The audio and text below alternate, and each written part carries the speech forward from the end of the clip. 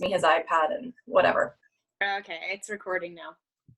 Excellent. Good morning. Good morning. Good morning. I am on such little sleep, which is so funny for this chapter. Can we just realize how fitting that is? Thank you. I loved this chapter. It was like, this chapter was my jam. This chapter was like, yes, I could write a book on this chapter. You can write a book. Well, somebody already did, so I guess you don't have to. I actually was thinking, like, between this and Bible and the house cleaning things that I intend on teaching my children, I don't need any other curriculum. Like, I'm good. I will just do this. This book, we'll do a Bible study. Maybe they'll play on Mathletics a little bit, and then I'm going to teach them this book because I really think that this would be amazing. Sorry, I'm trying to sign in here. And so, okay, here is my excuse / disclaimer / whatever. Like, this really did smack me upside the head when about sleep and that kind of stuff. So I'm just going to say this right now. I need to be a little bit more responsible for my sleep. Did anybody else get that? Anybody else have a little bit of like a good morning thing? Marge is like, don't talk to me about this. You know what's really funny, Marge? Okay, sorry, we're gonna just pretend like it's only you and me for a second. Every time I think about being up too late, I think about you saying through the door in Orlando, but I'm in panties. Okay. So when we were at Leaders Retreat in Orlando, I was walking around with Tracy Schellenberg and I think it was Eva. I don't remember who we were walking around with. And Jenny, my friend. And we went to get Marge at her room and she was already in bed. Which is not common. No, it's not. It's me. It is not. Oh, so funny. Sorry. I got into this chapter last night a little bit, and then this morning I really went through and I purposely look to underline and find things that stand out, right? And this has been one of those books where you just feel like you could underline the whole chapter. Oh, give me a soapbox on this one sentence, like it's just yeah. There have been pages, right, where it's like right when we start in the very beginning and it says, if I keep up this pace, I'll eventually burn out or probably just die. Like, that is just the epitome of what my life was like, I can hear you say, actually. I could it is one of those things where when someone, when you just kind of stop in between and you wonder, like, oh my goodness, like, is this going to go on forever? But it doesn't. It's because of the habits that we have created of why we're doing those kinds of things. And when I look back and I see how so many of those things were habits that I created, I made life that busy, and then he picks it apart, puts it out so clearly of why you're doing these things. And it's like, oh, it's all my fault. It's completely me. But I loved how he met this guy. Oh, is that me? No, it's me. Sorry. One of your other devices needs to be muted. I'm doing a switcheroo. Yeah. I loved how he met this guy in the middle of the night, right? Had him sent in 3 a.m. And it's like, people that burn both ends of the candle realize it in the middle of the night. Isn't that crazy? It's like, clarity that comes in the more, like, what is with that? There's got to be some sort of like brain chemistry.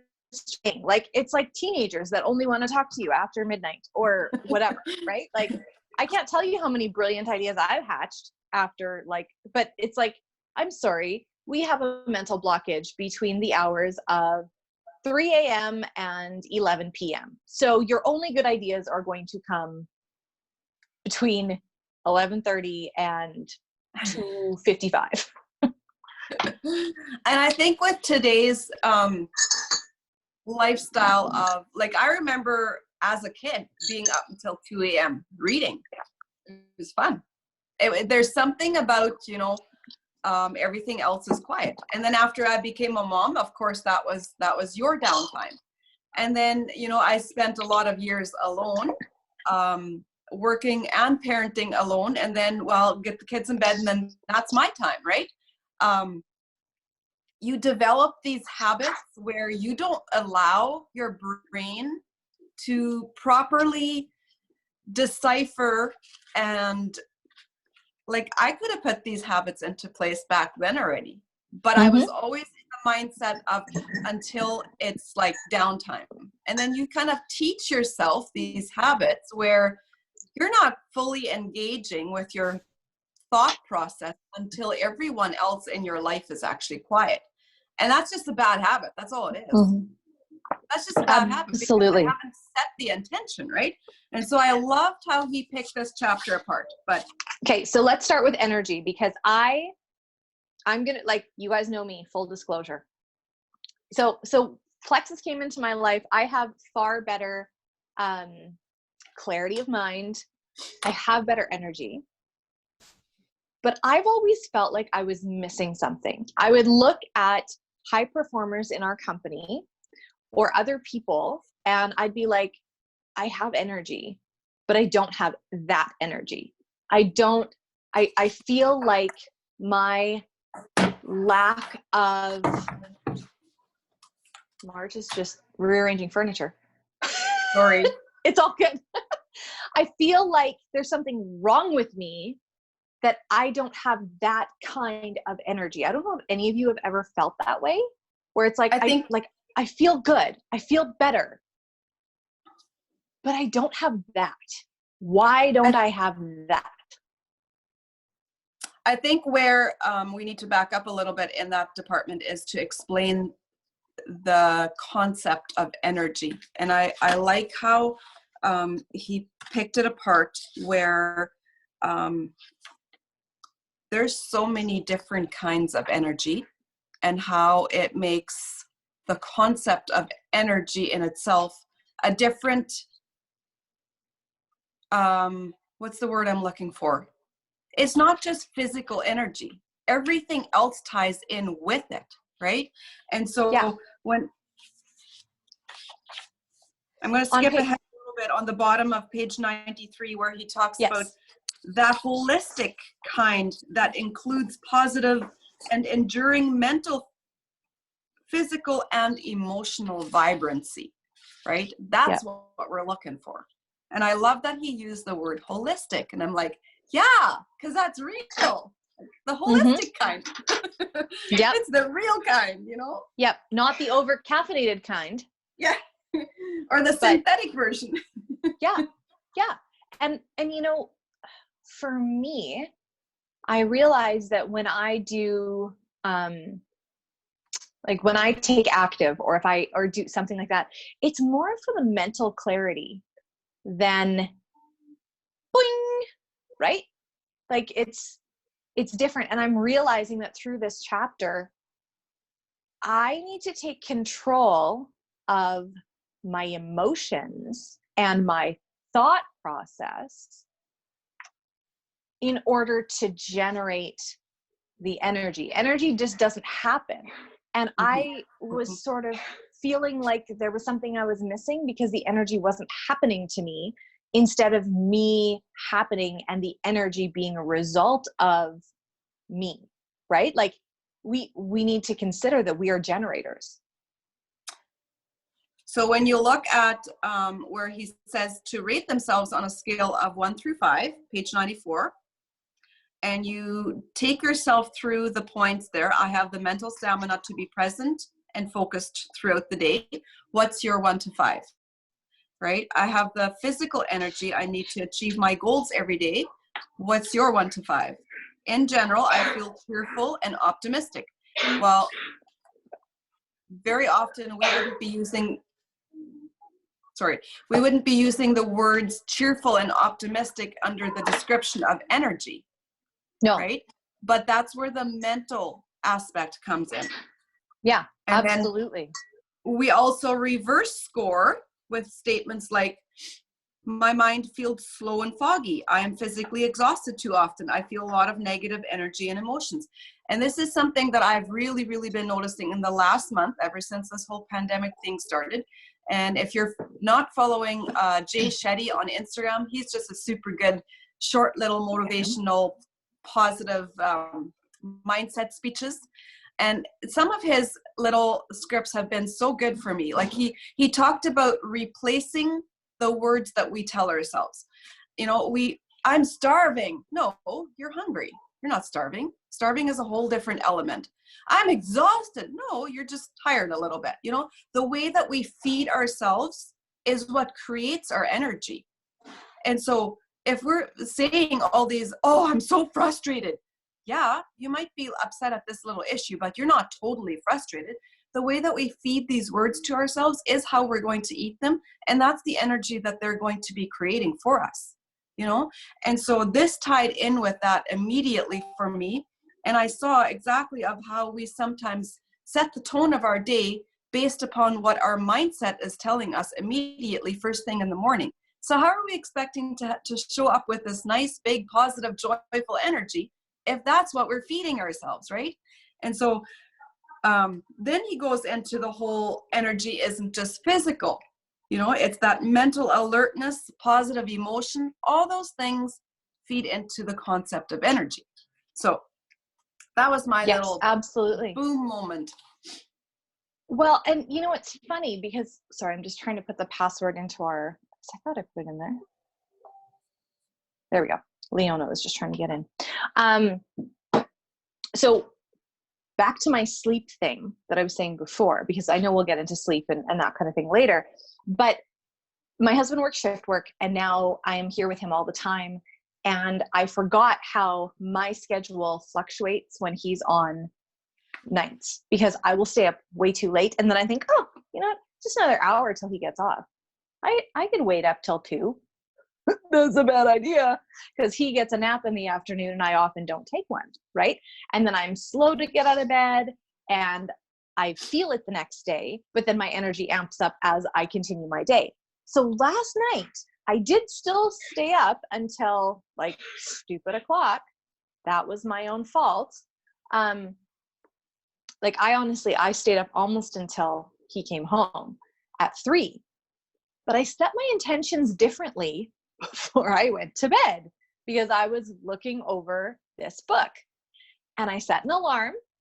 Actually, I set 2 alarms. And I decided that I was going to be full of energy. And I was like, I just set my intentions differently. I generated it from the inside. I decided how I was going to feel. Okay, wait. I feel great this morning. I woke up with no problem at 7:45. No problem. And I am one of those people that needs to sleep for a good 10 hours. Like I'm a sleeper. I sleep well. And did she leave for good? Oh no, she's coming back. She's there. So the headline from our research on this topic may seem obvious to you. Low energy correlates with lower overall performance scores. The lower your ratings in energy, the lower your overall happiness, the lower your enthusiasm for taking on challenges, the lower your perception of your own success versus your peers' success, the lower your confidence in the face of adversity, the lower the degree of influence you'll have with others, and the lower the likelihood that you'll eat well or exercise. And I can't remember if it's in here somewhere. I'm just looking. But here's the deal. If you have low energy, people are less likely to follow you. And they are less likely. Yes, I can. Okay. They are less likely to do what you want them to do. Interesting example. In my team, I, for a while, felt as though I was too much for people. And I might have needed to dial it back a little bit, because I don't know if you guys have noticed, but I can get a little excited sometimes and a little high energy. And I started to believe the lie that that was too much for some people and I needed to dial it back. And I've noticed a direct correlation to the action of my team because I am not bringing the energy the same way. And I thought I was doing it as a favor to everybody else because not everybody likes the blah, blah, blah, blah. There's a difference between high energy and hyperactivity. And showing up genuinely as yourself. And you can still be high energy, Mm-hmm. and maybe we want to say intensity, even if you're not a blue personality, even if you're not like me, you can still be high energy. High energy is noticed in your tone of voice, in your conviction, in how you show up for people, not just energy in that, you know, oh, I'm doing like 10,000 things before noon. Do you know what I mean? Mm-hmm. So this has been really convicting to me and really very interesting, but also very hopeful because now it's like the light switch is being turned on, that I'm actually in charge of my energy. I would love to hear from other people too that are like yes. having these light bulb moments of like, whoa, this is where my energy is, or like, oh, I never realized how I was contributing. Like this whole morning routine thing, that is something that I've been working with probably I would say in the last year. And setting your morning routine, I just can't say enough about that. Like that is just, you know, when you open your eyes in the morning is when it starts. Like literally when you feel yourself waking up, that is when you're setting the tone of your day starts. And this is something that you definitely have to create yourself. You definitely have to be, and it doesn't happen overnight, you definitely have to be super mindful. When I started the whole working from home thing, and it's been very interesting to see people being home in this last month, because then it gives me a perspective of how far I've come since I have been home. It's been almost 5 years that I've been at home now. Crazy to think. But when I first came home and, oh, I was going to work from home now, literally there was so many things that I missed about being out in the world. And I now understand because that's where my energy was coming from. That's who I was allowing to feed into my energy, into my mindset, setting the tone of my days. Someone else was setting the schedule. This is where you need to be this time. This is where you need to be then. And then I would allow myself little chunks of time in between because that's how life had always been. When you get full reign of your own schedule and your own mindset, you have to set the intention. You're the boss of yourself, right? And so starting with the whole setting the tone in the morning, you know, make your bed. Simple as that. Make your bed, right? When you hit the bathroom and you're getting yourself ready, turn on some music, turn on a podcast, something that feeds good stuff into your brain, because when you actually stop and listen to your thoughts, it is crazy sometimes what's going on in there. Like don't allow that to just free flow. You're in charge. Don't allow that to free flow. And so the quicker you're going to realize to not allow the freeway to just get going in your brain, and any negative thing that is going on is going to plant a seed and grow faster than you ever imagine it will. But absolutely, that simple intention of turn on that worship music when you're doing your makeup, listen to a podcast that really is like boom, you know, it changes your day. Yeah, for sure. And sorry, that was long. I want to hear from other people. Go ahead, Sheila. I think the biggest part of this is it's going to look different for everybody. Because what motivates you, what is intentional for you is different for everybody. So I'm going to use myself as an example. For a long time, we went through a stage where a certain child did not sleep at night. And she would wake me up so many times. And so come morning, I was exhausted. Even though I had slept all night, waking up 6 to 10 times breaks up your sleep like crazy. And so my intention in the morning was negative. Like, oh, I didn't get enough sleep. Like it was so negative. right? And we've started coming back into a better place where she's sleeping a little bit better again. And I was still not changing my intention. I was still sitting in that negative zone. So now when our life has been uprooted, there's no school, there's no reason to wake up. My husband has cut hours. He doesn't get up as early. Well, he got up with the kids, so I stayed in bed. So I wouldn't get up in the morning. And when I did get up, I was cranky because I wasn't getting up with the intention of like anything positive. Like I don't know completely how to word it, but I was like letting myself just lay there and be negative. And just over like this book has like really changed my mindset on that. And just over the last week, I was like, okay, like Janelle said, the night before I tell myself, okay, tomorrow morning, here's my alarm. I'm going to wake up. I'm going to make sure I'm dressed before my kids are up. It doesn't matter that we're not going anywhere. It doesn't matter that we're not going to be leaving the house. None of that matters. I'm going to get up, I'm going to get dressed, I'm going to be ready before my kids, and the difference that has made in our day.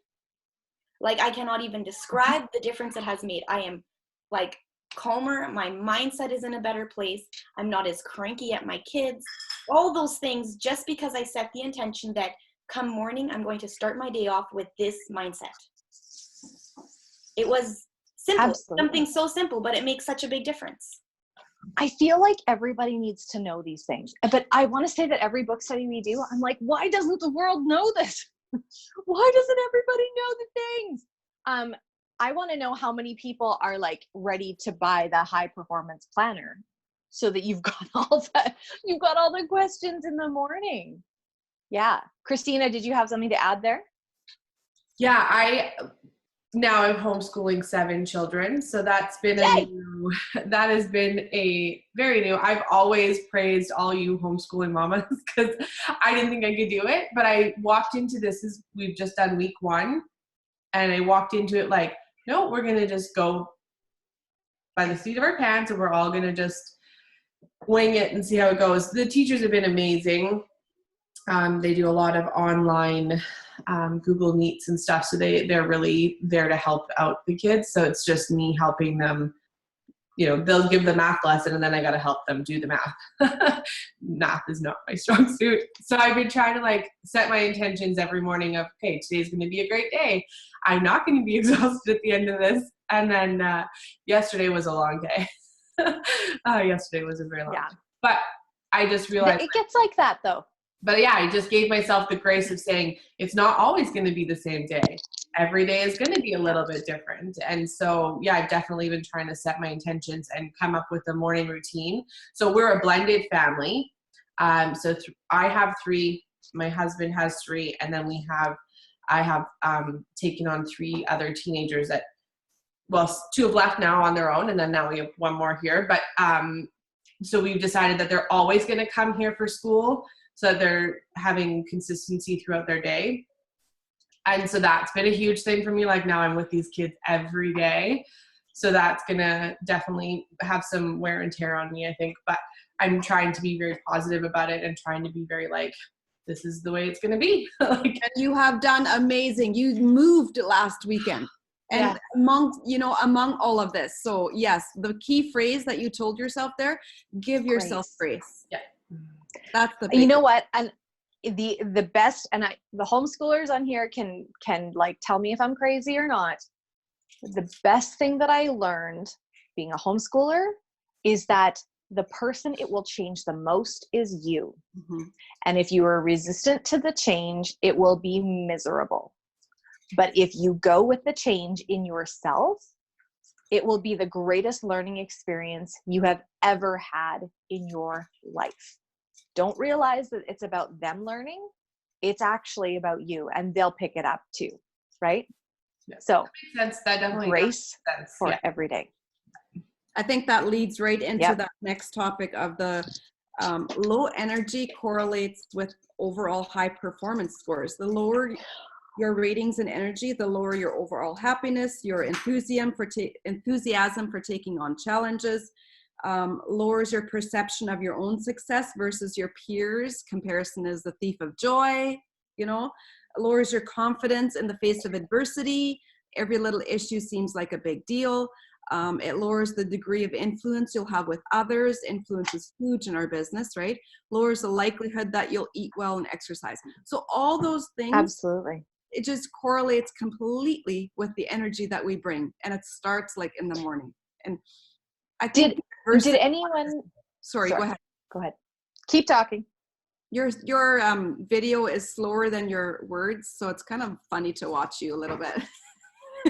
Well, I am here to entertain. It's really why you have me on here. It really is. I was just going to say something that shocked me, not shocked, but that CEOs and senior executives have energy equivalent to that of professional athletes. It turns out that to make it to CEO, you have to care about your energy as much as an NFL quarterback does, because it takes about the same level of energy.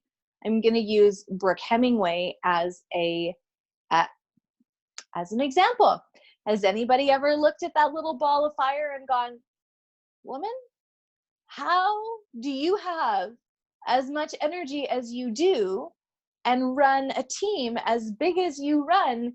Because my little team is exhausting me, right? And she's on top of the leaderboard every week. Or like Fallon Black.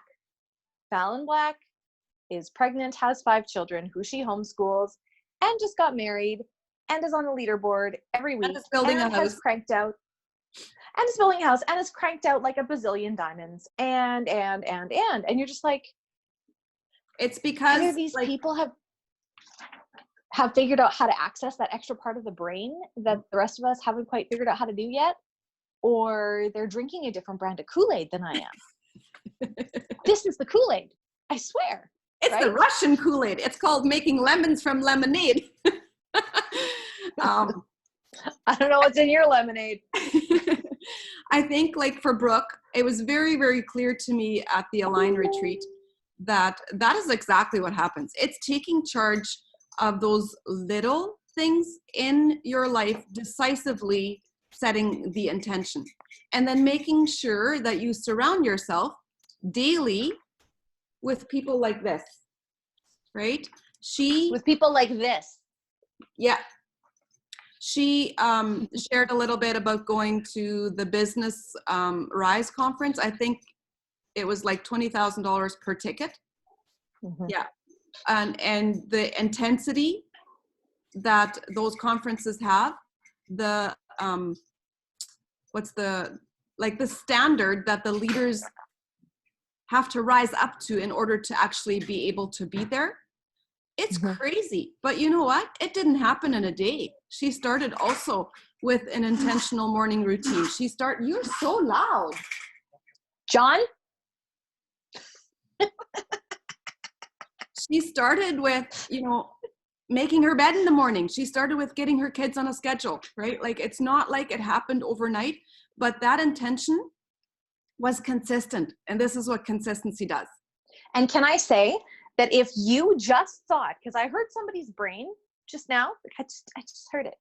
I heard somebody's brain be like, oh yeah, but that's not me. Oh yeah, but making my bed isn't going to stop it. Because it's not the fact that you're not making your bed that is stopping you. It's that thought process that is making you think that, oh, if I just set my intentions, there's no way that it's that. It's not the fact that the intention voodoo would or would not work. It's the fact that you are stopping every forward momentum in your brain. It's trash talk. You need to reteach yourself, and you need to eradicate that. Absolutely. You need thought roundup. Just get it out of there. So can we so we're all in the set intention, the whole releasing tension. I really do want to go through all of this. And when I was reading, I'm skipping ahead and I'm hoping that's okay, because I really want to get to the end of this. Because I just feel like I'm picking up speed with this book. I feel like I just want to keep going and keep going. And if you are not into meditation, prayer works. Prayer is meditation. Figure that out for yourself. Okay? I'm not condoning. I'm not pointing That's fingers. personal. Like it's all personal. It absolutely is. I don't feel like we Um, need to give direction in that department. No, not at all.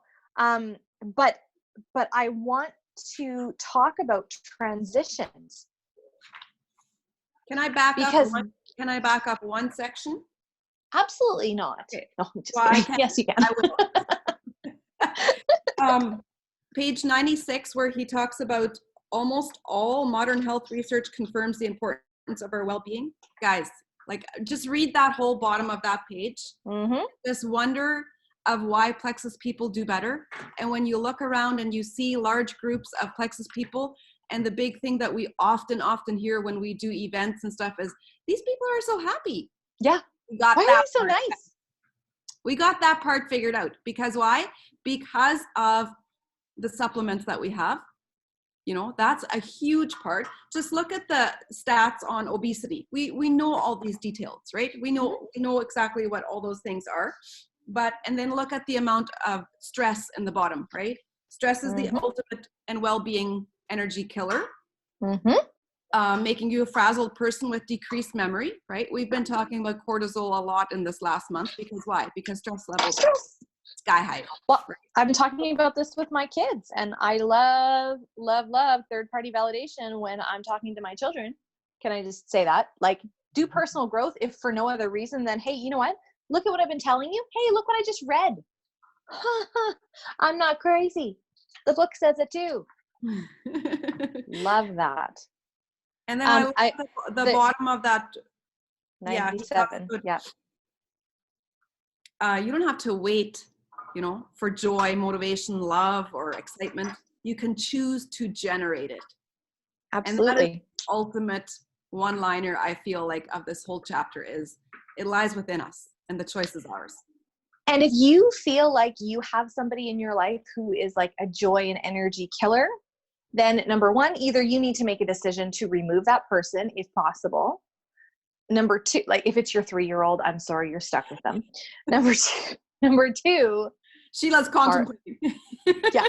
Part of setting our intentions, like he talks about in the next section, is I think about how I am going to deal with situations of stress, right? If we are going through our day blind and just assuming it's all going to be unicorns and rainbows, and that's not really the truth, sister. We need to be intentional about how we're going to deal with both joy, energy, and stress, right? Positive and negative stress. I feel like a lot of these, like these practices, these need to be on sticky notes on your mirror in front of your face until you actually develop that habit. Right? I was like, my sticky notes are going to have sticky notes, and the sticky notes are going to have sticky notes, and the sticky notes are going to have sticky notes are going to have sticky notes. Like, but I feel like I'm going to put like release tension and set intention in like big bold letters everywhere in front of me, because now you have to actually, you have to choose to do it. That's people are going to come over to my house and they're going to think that I'm a serial killer or something, because I'm going to have all these things, all these papers around and like strings attaching to the all for the sake of mindset. It's all good. I realized though, sorry, are you done there? Can I transition into the transitions? We're transitioning now, Marge. We're transitioning. Just go. I realized that, okay, so I took myself out of like the right now and went into the normal, like the whole, I'm taking my kids to school, I'm doing this, I'm doing that. I have not been responsible with my transitions. Okay. So stay-at-home moms, and you know, Marge probably can really relate to this too. I sometimes with my business, I feel like as soon as I open my eyes, if I'm undisciplined, let's put it that way. If I'm in a season of undiscipline, I will open my eyes, and what's the first thing I do? Yeah. I open my phone and I open my messenger and I start working from the time I open my eyes, and I dribble work throughout my day. Some people call that working in the nooks and crannies. I call it allowing work to rule my life, or allowing social media to control my life, because I'm dripping it everywhere. So there are things in here about transitions in that headspace for me or for other people it doesn't even apply because you're not transitioning to anything. You are consistently just spilling over into every corner of your life. Can you imagine if you took control over that? Now, yes, with little children, sometimes it's hard, but you look at kids and how many times we say, oh, they don't transition well, right? I remember when I was parenting. So when we moved to Peace River, I had a 4-year-old. Nope. I don't know how old my kids were. 1.5 years, twins, and 4. Okay. 4-year-old and 2 1.5-year-olds. And I remember having to be like, I need to give them a countdown before we go into the next thing. They don't know how long 5 minutes is right now. But if I keep on saying, okay, you know what, in 10 minutes, we're going to go and get our shoes on and get ready to go. Okay, we've got 5 minutes left. Okay, it's time to now put the toys away because we're going to put our shoes on in 5 minutes and we're going to get ready to go. And how much differently it made our interactions because it set them up to expect what was coming next. And we're no different. We are just like 2-year-olds with slightly more complicated emotions who weren't allowed to carry their blankies around everywhere. Okay, so you just took the thought out of my brain there because I was just going to say we're actually just all 18-monthers. Yeah, pretty much. And we need hugs and we need timeouts and we need somebody to just hand us a container of puffs and our sippy cups and off we go, right? But I realized that I needed to be more responsible with creating moments where I can actually expect to have transitions in my life so that I can prepare myself to be more effective in the next portion of what's happening. And so, go ahead. No, I was just going to say, for those of us who are the master of our own destiny, for those of us who steer our own ship every day, all day, and we don't have people that are interrupting our schedule, that's a lot of onus on our shoulders. You need to be strict with your time because who's going to make you? Nobody. Mm-hmm. And if you don't do this, the only person left holding the bag is you. Yeah. When I probably have shared this with more of you. Oops, I'm sorry. Stepped on her nose. When we went to our first convention, and I still am looking for that lady's name. I know Crystal knows. I talked about this at Ruby Retreat. There's an old lady that was sharing on, she had been years ago, those television infomercials where they were like network marketing on TV. Remember in the 80s? She had been one of those. And then slowly as time evolved, she was one of the very first people that was like working from home on her telephone. It was probably a rotary dial phone, but hey, she was working from home, right? The lady had an incredible sense of humor.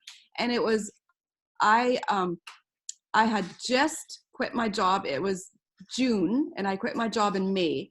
And so, the whole, it still felt I was on holidays. I would be going back to work kind of thing. We went to Arizona for a convention and she was one of the speakers. And the funny thing was, Ruby Retreat, we were talking about this lady. Eva didn't even remember her. And she said, yes, Sarah, me and you sat in the back making fun of her. And I said, because it didn't apply to you, but all of it applied to me. And this is what I learned. And this is where, the reflection is, it might not apply to you today, but it might apply who knows when, right? And so she talked about taking charge of your own time and how when she had started working from home, she had just literally started setting her alarm. She had gotten up, done her hair, made her bed, fixed herself, dressed herself, went out the door, went uptown to go grab a coffee. When her key hit the door, when she came back from getting her coffee, she was at work, right? And so that in itself disciplined her day to know that she was working. It wasn't all these little transitions. Just because you're sitting in your house, it doesn't mean that my pantry needs cleaning. Oh, my floor is dirty. Let's wash the floor. You're never going to do intentional work if that's what you're doing, right? You have to sit down. I'm working now. And then you have to be like those transitions. When I thought about transitioning from doing teamwork to actually doing IPA, transitioning from looking for prospects to actually talking to warm contacts, transitioning from scrolling to being intentional, looking for things on social media, transitioning from, you know, doing stories, sharing information, adding value, to actually just listening. Those are all transitions in our business, right? And Absolutely. so being mindful of those is where you're going to be setting your success is going to come from your transitions. Basically. Well, and even setting yourself up to transition well. Like I think that we can be in such a hurry. I mean, obviously not now because none of us are going anywhere. But let's talk about that. How many of us have no idea where the last 2 weeks went? Yeah. Like, no kidding. Okay. So this is a great time to start practicing transitions, time blocking, and scheduling. And I've been feeling again like I need to do with my leaders. Not that I'm like, oh, well, sister, glaringly, obviously, you need time blocking. It's just one of those prompting things. I feel like I need to go through time blocking again with my leaders, because this is when we need it the most. When those days can just go, and all of a sudden it's the 15th of the month, and you're like, well, what the heck? Where did that go? Right? We need to slow down and give ourselves those few minutes to be like, okay, I'm now leaving doing laundry. It doesn't matter if that buzzer goes on the dryer. I'm leaving doing laundry now. And now I'm going to go into the next, this is what I'm doing next, right? And as parents, it can make us so much more present with our children. Instead of, again, parenting just pervasively throughout the day, you can lose your intention. I mean, attention, I struggle with. So therefore, intention is no different. But if I think, okay, now I'm going to sit, like this morning, I sat down to read my Bible before I went over, like I had 5 more pages to read or whatever in this chapter. And I thought, you know what? It will fill the tank of my 7-year-old immensely if I go and sit down and read my Bible on the couch with him sitting beside me, and I'm going to cuddle with him while I'm doing that. So I am going to sit down, I'm going to do this, and you know, whatever. I made those decisions before I walked upstairs, right? Somebody's calling Christina out for the kiss. I love it. More kissing on camera. Okay. So yeah, Marge, can you talk about your planner a little bit? Like, do these questions, like, he's got lots of different questions. Martha had said that she ordered it already. I am like hot on your heels, sister. Like, I am excited to do that too. Although I do have, and guilty, I do have the Michael Hyatt planner that I haven't even touched yet, because I just, every time I look at it, I'm like, ooh, that's going to take a lot of intention that I don't have. I think that's probably, and that's important to know that, because even in this one, when I opened it the first time, I was like, ooh, that's busy. That looks really busy, you know? Kind of like how I felt about our comp plan the first time I looked at it. Like, oh, well, that looks good, but I'm just going to put that over here. But I think, you know, we have to go in with the intention of setting your tone and making sure that you're doing your transitions well, because now that I'm getting more into the book, I can understand the planner better. And I'm not allowing the planner to rule me. The planner isn't your homework. You are your homework. You set the intention. The planner is your guideline, right? Yeah. Well, I'm not stressing about the fact that I'm not answering the questions every morning. That's not my homework. My homework is to start my morning and my day off right. But I know that when I open my planner, those questions are going to be looking me in the face. Oh, now we're kissing. Paul, keep it PG.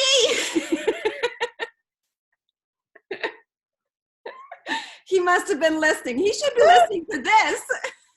Right? So what kinds of derail? I was on the next screen. Part of your homework. I was on the next screen. That's not bad. Set intentions for that also. Not a bad thing. I don't know. Is anybody else just super excited to like put this into practice this week? Like I didn't finish reading until the end of this week. And then the other thing was like, oh, I should really set my intentions to read my chapter at the beginning of the week so that then I can practice what the chapter says all week, and then I can tell you guys what I found. Light bulb at a moment. And I think that again is also like, you have to be where you know that your brain is going to be absorbing the best, right? For me, it's like right before, and I want it fresh, and I want it to be like in my brain to know. The bottom of page 99 is something that I think that we need to be very honest with ourselves. And that's another thing, like when you're doing these kinds of things, like your self-evaluation should not be criticizing yourself, but you should be very honest with yourself. You know, we don't need more self-critic or more self-doubt or more trash talk. We don't need that. Get rid of that. But be honest when you're answering these questions. And like for myself, I'm automatically very easily that I can procrastinate. Oh heck, I'll get that done later, right? I'll get that done later. Oh, there's 10 million plates in the air, and I'll just add another one. I'll get that done later. No, you won't. You know, it's super funny that you say that, because and I know I'm skipping ahead, but on page 103, when it was the performance prompts, my answer to the first question, the things that cause me the most amount of tension each day are the mountain of unfinished tasks. That is what causes me the most stress. And I want to take that back to Penny's comment, because I was reading her comment that, you know, you find it hard to work because if your house isn't done, it's staring you in the eyes, and it's like, you know, taking away. I had to learn that so much with working from home, to set the priority of what actually matters and what actually is going to make a difference at the end of today. Absolutely. And I think I found a ton of freedom with that in following the cleaning schedule that I had been following. Can you mute me? Thank you. Yes, I can mute you. So if you guys don't know what I'm talking about, it's I follow Clean Mama, and she has a list of things. And so to me, on Mondays, which are bathroom days, I don't need to worry about vacuuming my living room, my family room. What my responsibility is like, there are 5 things that I'm supposed to do every day: make beds, 1 load of laundry, clear clutter, wipe counters, and spot check floors. You know what? Fly Lady was great, but it was way too much. I could not handle it. It was far too overwhelming. And for a squirrely brain like me, it just didn't work. And Clean Mama is so succinct and very simple. So those were the 5 tasks that I do every day. And then Monday, Tuesday, Wednesday, Thursday, there's a new task. And Saturday, there's a new task. Friday is a catch-up day. Sunday, you just do your 5 regular tasks. So I don't need to worry about 4 loads of laundry on Monday. I worry about 1. Even if there's clothes in the laundry baskets, 1 load all the way through. And then I detach myself from the responsibility of every other day for cleaning tasks, because I live in a big house. I could clean all day long, and I'm just not going to do that. And yes, the first week, I'm going to unmute you. The first week, there you go, that I was on this whole train, it was a lot of work because I had to catch up on things that I had been falling behind in for a long time. But now, 1 load of laundry, everybody makes their beds. And then if I fall behind on one thing, like say I only get 2 bathrooms cleaned out of 3, then that shifts to Friday. And I don't have to worry about it on Tuesday. Tuesday is dusting. So if I don't dust on Tuesday, honestly, if I don't dust on Tuesday, I probably don't do it on Friday. I probably leave it until the next week, but that's okay. And this way it's assigning a name and a day for every task, right? Like it's just like you would, I mean, I used to work retail, and we would have like a morning sheet and an evening sheet and things that were done on certain days, right? Your home is a business. Your home is completely a business. Yes. Find it on Instagram. It's Clean Mama. Done. And it's those are just intentions in action, you know? Yeah. I forgot what I was going to say there, but yeah, I missed it. Sorry. No, it's all good. In general, I think when you get to the bottom of this whole release and set intention, your clarity is what's going to come forth. Your clarity is going to bring forth better energy. Your clarity is going to, you know, walk you right into the practicing joy, which was my favorite part of this chapter, because right now, Absolutely. the world needs joy, right? Penny, back to your comment there. I so remember being like that, and I know that Sheila's remembering. When you work tight schedules and there's a lot of people in the house, there's, you know, a lot of plates to keep in the air, and you don't have a system that flows. Your house is a system, and your life is a system. And based upon the schedules that you have in your life that are your priorities, obviously your schedules are your priorities, right? And so shifting in your mindset of what takes place as priority in your schedule helped me a lot to let go of some of the visual housework things that would have normally just eaten me alive, right? Yeah, for And sure. so if I was sitting in my office and working, and I would get up and everything would be like a bomb in here, of course, automatically you start cleaning. An hour later, you're like, oh my goodness, I haven't done any work today. I have to go, you know, and you're flying back and forth and you're frazzled and you're not transitioning well at all. You're not going to be doing well in your house. You're not going to be doing well in your business either. And so setting those transitions and making the priority list of what needs to come first, you know, that, and that in itself brings clarity. And absolutely. No, absolutely. Clarity has been all the time, but hey, it works. Clarity has been margin my word, like for the last like 8 months. But you know, when really it is. When you hear all the, you know, I'm so overwhelmed, I'm frustrated, and all the, I don't have energy and I don't feel like showing up, I don't have influence. That's all just a lack of clarity. All the comparison, all the self-doubt and lack of leadership, it stems from lack of clarity. And so when you really work through it, and you have books like this to help you draw the lines and give you the outlines, and you know, all the planners and all the books in the world isn't going to change what you're actually doing, but you can start with those little baby steps, and those little baby steps add up so much. Yeah, they totally do. Okay, so what are we doing here? Because now we're like an hour into we should leave the bring your joy for next week. Yeah, because I think so too. Really good section. And I think so too. And I also think that we need to task ourselves. Like, and I mean, it doesn't, Marge and I don't need to give you a call to action. This whole book is a call to action. But what I would say is, if there's been anything that has resonated with you in this chapter that you feel like Marge said, you need to sticky note somewhere, or you need to start writing it. Like, I always come across these little nuggets of things. I'm like, oh man, I got to write that down somewhere. I got to put that somewhere. I got to act on those things, put it in your planner, put it somewhere that you're going to see it so that you can focus on it for the next 30 days. Right. And we really need to, take, number one, we need to take every thought captive. I mean, that's something we talk about often. But we need to take our time captive right now, especially with what's going on. We're all at home. We all have new, like, there are some of us that have new responsibilities. There are others of us that life hasn't really changed, except that you don't have anywhere to go. So what a better time than this, than to start to set your intention. And then if you really want to learn this, start teaching it. Teach it to your kids. Teach it to your teens. I think, you know, I've had leaders that I've been talking to, and they're like, I want more training as far as leadership goes. Great. This is the book study.